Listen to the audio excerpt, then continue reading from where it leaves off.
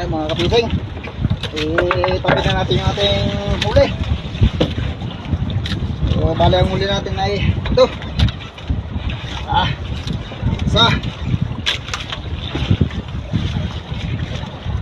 dalawa,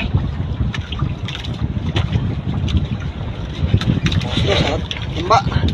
Ilagay natin para malagay natin sa sako maya. Tatlo,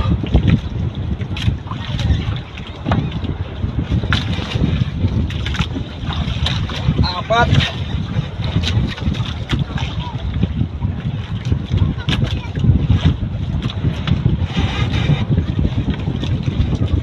lima,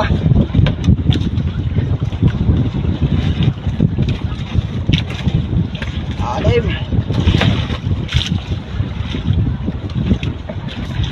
ito, isang piraso lang mga kapising. Kapito rin tayo.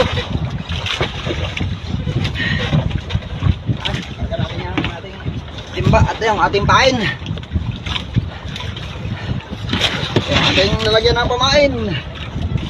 Yan, hindi na mga kapising. Thank you Lord.